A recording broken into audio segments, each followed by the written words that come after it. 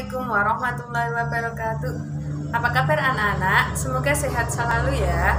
Ketemu lagi dengan Bu Lulu, kita akan belajar IPA bersama-sama. Dalam kesempatan kali ini, kita akan membahas tentang materi klasifikasi makhluk hidup. Setelah mempelajari materi ini, kalian diharapkan akan mampu pertama, membedakan antara makhluk hidup dan benda tak hidup. Yang kedua, kalian mampu memahami ciri-ciri makhluk hidup. Yang ketiga, kalian akan memahami tentang pengklasifikasikan makhluk hidup. Untuk lebih jelasnya, simak penjelasan berikut ini. Klasifikasi makhluk hidup. Setelah mempelajari materi ini, diharapkan kalian mampu yang pertama itu membedakan makhluk hidup dengan benda tak hidup. Yang kedua, memahami ciri-ciri makhluk hidup. Yang ketiga, memahami pengklasifikasian pada makhluk hidup. Yang pertama itu tentang perbedaan makhluk hidup dan benda tak hidup. Pada makhluk hidup itu menunjukkan adanya ciri-ciri kehidupan. Sedangkan untuk benda tak hidup atau benda mati tidak memiliki ciri-ciri kehidupan tersebut. Adapun ciri-ciri makhluk hidup sebagai berikut. Yang pertama, bernafas. Yang kedua, memerlukan makanan dan minuman. Yang ketiga, bergerak. Yang keempat, tumbuh dan berkembang. Yang kelima, berkembang biak atau reproduksi. Yang keenam, peka terhadap rangsang atau sering disebut dengan iritabilitas. Untuk lebih jelasnya, simaklah video berikut.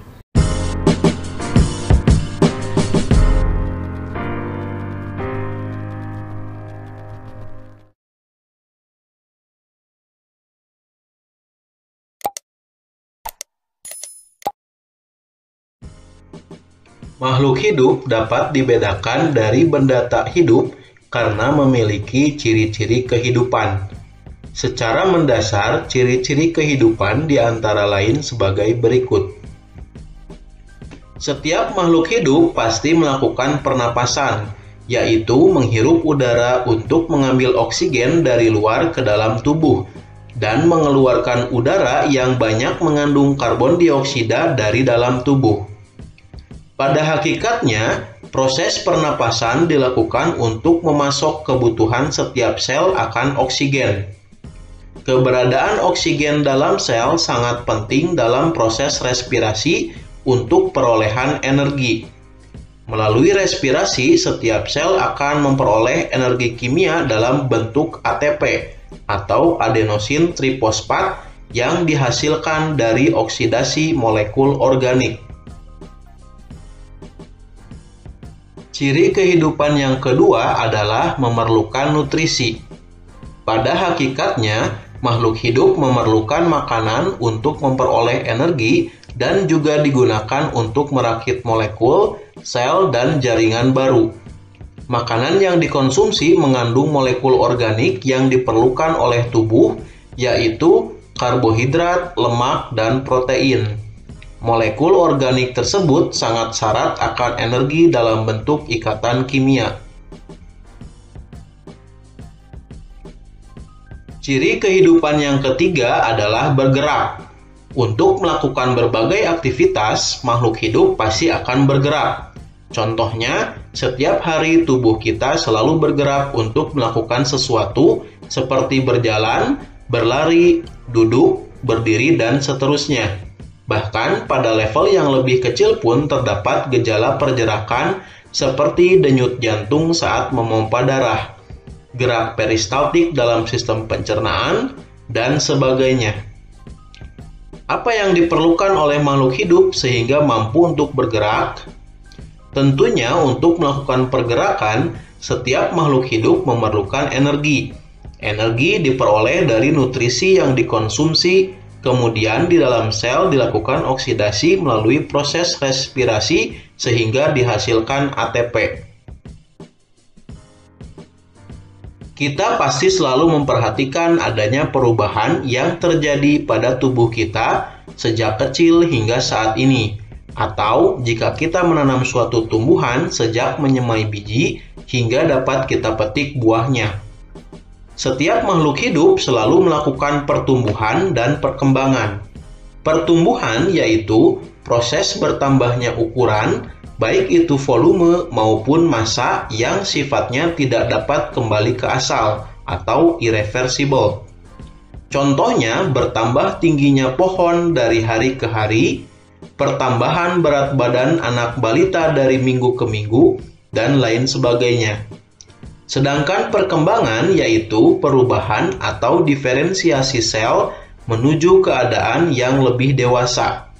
Contohnya perkembangan organ reproduksi pada hewan yang semula belum matang setelah dewasa sudah siap untuk melakukan reproduksi.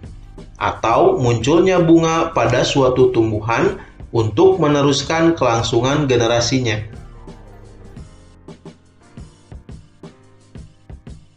Ciri-ciri kehidupan yang kelima adalah reproduksi. Untuk melestarikan keberadaannya, setiap makhluk hidup melakukan reproduksi, yaitu proses perkembangbiakan untuk menghasilkan individu baru. Setiap makhluk hidup mempunyai cara reproduksi yang berbeda-beda, namun secara umum reproduksi terbagi ke dalam dua bagian, yaitu seksual dan aseksual. Reproduksi seksual merupakan proses perkembangbiakan yang melibatkan dua jenis kelamin yang berbeda, jantan dan betina. Reproduksi seksual ini diawali dengan adanya proses peleburan sel kelamin jantan dengan sel kelamin betina. Masing-masing sel tersebut membawa setengah informasi genetik dari induknya.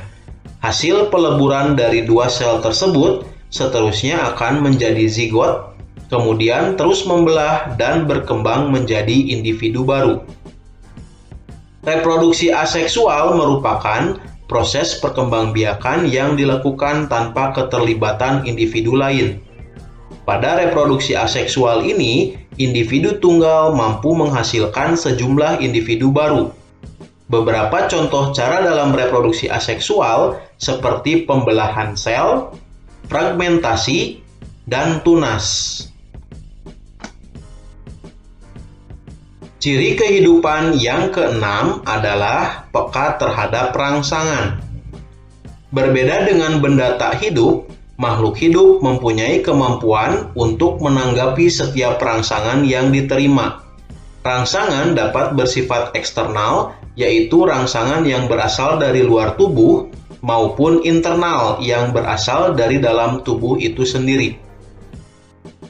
Rangsangan eksternal misalnya suhu, cahaya, sentuhan, getaran, bau, dan sebagainya. Misalnya pohon jati akan merespon terhadap tingginya suhu pada musim kemarau dengan menggugurkan daunnya. Contoh lain adalah daun jagung yang menggulung pada saat cuaca panas.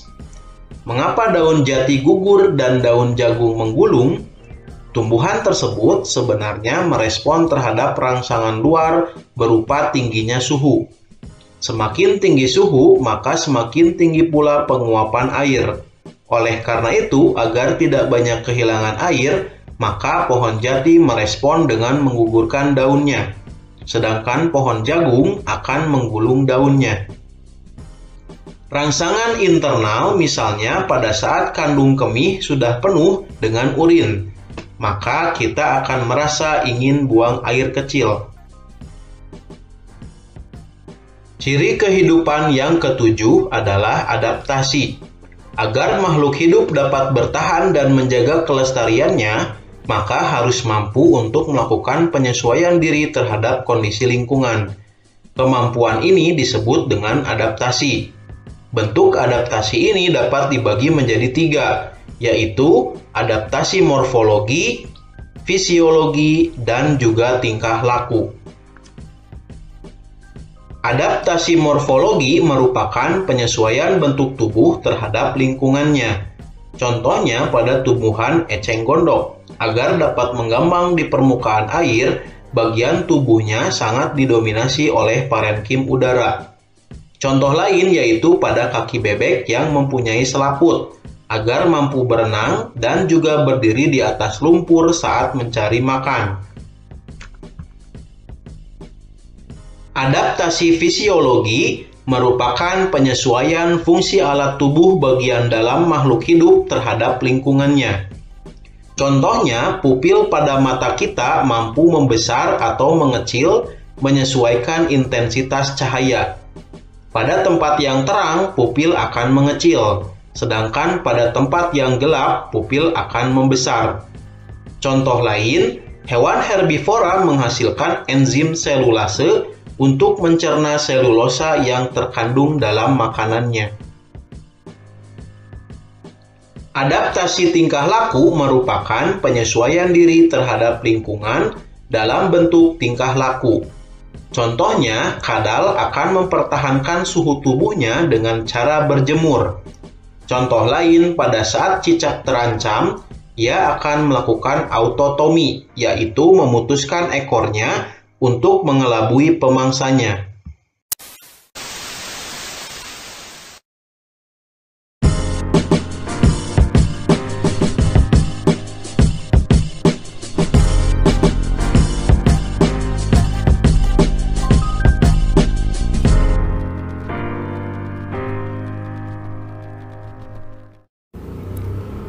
Setelah kita belajar tentang ciri-ciri makhluk hidup, selanjutnya kita akan belajar tentang pengklasifikasian makhluk hidup.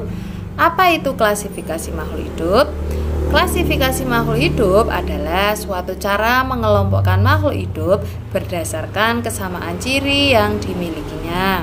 Adapun tujuan mengklasifikasikan makhluk hidup adalah untuk mempermudah mengenali, membandingkan, dan mempelajari makhluk hidup. Selanjutnya, dasar-dasar klasifikasi pada makhluk hidup itu ada 3 macam. Yang pertama, persamaan dan perbedaan yang dimiliki oleh makhluk hidup. Yang kedua, ciri bentuk tubuh atau morfologi dan alat dalam tubuh atau anatomi pada makhluk hidup. Dan yang ketiga adalah manfaat, ukuran, tempat hidup, dan cara hidup pada makhluk hidup tersebut. Pada awalnya dalam klasifikasi, makhluk hidup dikelompokkan dalam kelompok-kelompok berdasarkan persamaan ciri yang dimiliki. Kelompok-kelompok tersebut dapat didasarkan pada ukuran besar hingga kecil dari segi jumlah anggota kelompoknya. Namun, kelompok-kelompok tersebut disusun berdasarkan persamaan dan perbedaan. Makin ke bawah, persamaan yang dimiliki anggotanya di dalam tingkatan klasifikasi tersebut makin banyak dan memiliki perbedaan makin sedikit. Urutan kelompok ini sering disebut dengan takson. Jadi, pengertian takson adalah kelompok makhluk hidup yang anggotanya memiliki banyak persamaan ciri. Adapun takson atau urutan takson pada makhluk hidup adalah sebagai berikut. Ada 3 bahasa yang digunakan, yaitu bahasa Latin, bisa bahasa Indonesia maupun bahasa Inggris. Untuk yang bahasa Indonesia, yang pertama yaitu dunia. Di bawahnya itu divisi atau filum. Di bawahnya lagi yaitu kelas, kemudian bangsa, suku, marga, dan terakhir adalah jenis. Urutan tersebut didasarkan atas persamaan ciri yang paling umum. Kemudian makin ke bawah persamaan ciri semakin khusus dan perbedaan ciri semakin sedikit. Yang selanjutnya contoh kriteria klasifikasi. Untuk kriteria klasifikasi pada tumbuhan, misalnya itu yang pertama, itu berdasarkan organ berkembangbiakannya, apakah dengan spora ataupun dengan bunga. Yang kedua, habitusnya, apakah berupa pohon, perdu, atau semak. Yang ketiga, bentuk dan ukuran daunnya. Yang keempat, cara berkembang biak, apakah dengan seksual atau generatif ataupun secara aseksual atau vegetatif. Kemudian contoh kriteria klasifikasi pada hewan. Yang pertama itu saluran pencernaan makanan. Itu dibedakan dari hewan tingkat rendah atau hewan tingkat tinggi. Kemudian yang kedua berdasarkan kerangka atau skeleton. Itu terbagi jadi dua, yaitu kerangka di luar tubuh yang disebut dengan eksoskeleton dan kerangka di dalam tubuh yang disebut endoskeleton. Yang ketiga berdasarkan anggota geraknya, apakah berkaki 2, 4, atau tidak berkaki. Demikianlah pembahasan kita pada kesempatan kali ini. Untuk selanjutnya akan kita bahas tentang kunci determinasi. Tetap semangat, tetap jaga kesehatan, dan selalu berdoa semoga pandemi ini segera berakhir. Sekian, jika ada salah dari Bu Lulu mohon dimaafkan. Saya akhiri. Wassalamualaikum warahmatullahi wabarakatuh.